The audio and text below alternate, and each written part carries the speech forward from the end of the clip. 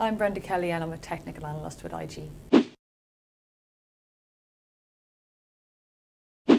So while it's possible to trade the currencies based on the fundamentals and macro picture that are coming from the different countries, a lot of our traders would use technical analysis and charting to try and derive where the markets might go from here.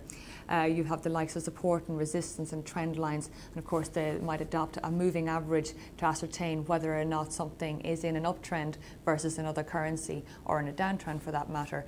And when you're doing short-term trading, this can give you the benefit of targets and of course areas to put your stop loss. So if you're buying off a key support level with say maybe 130 against the euro dollar pair has been a significant level over the last number of years in fact, and generally speaking when we see that price fail, the market, the euro tends to weaken considerably. As long as that particular support holds, you're inclined to place a long trade euro dollar of whatever level you wish, and putting your stop loss below that support level often can give you a good decent risk reward ratio.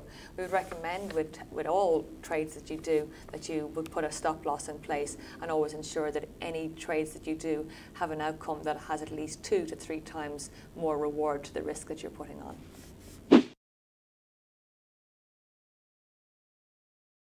Technical analysis works until fundamental analysis comes in and upsets where you were. But what I will say about FX as a whole, it's the biggest market in the world, bar none. You have trading about 2 to 3 trillion every single day on the FX market, and because it doesn't have any centralized exchange, that also adds to its attraction. Majority of the trading that takes place in the FX market is speculative. Not many people will be getting delivery of the currency that they're purporting to buy. It is purely to make money on the price movements of these currencies. So as a result, you will find these speculative traders will find methodologies and systems that they will use, and a lot of that will be using technical analysis, charting, and also maybe using something like Fibonacci retracements to try and ascertain whether or not something is in an uptrend. If it's in a correction, is it a good time to buy in the dips? Or if it's in full-blown reversal, they will also look for signals using technical analysis that way too. I think the majority of trading is all about risk management at the end of the day. Whatever methodology you use will always be about how much downside risk you're willing to put on the table, and apart from that, how much you're going to take off the table.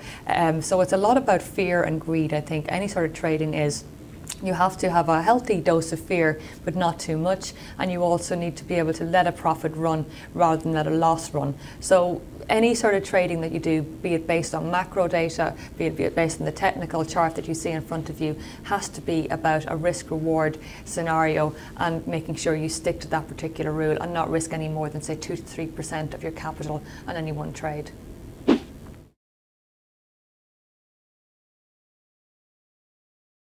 As long as the market is actually liquid and there's a good bit of activity in it, then generally speaking technical analysis can work across the board. A lot of technical analysis, if you think about it, if everyone is using it, it does become somewhat self-fulfilling. So sometimes, whether you believe in it or not, it's sometimes better to be abreast of what other traders might be thinking, because that way you can possibly take advantage of that particular move or become a contrarian and decide to work against it. It all depends on the kind of trader you are.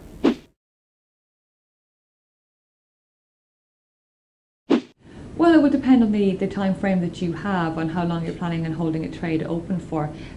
We would say that the most popular chart would be the daily chart, because you get the overall most recent trend on that. The weekly chart is also important because that can give you clues as to whether or not a trade might be, or a currency pair is running out of steam.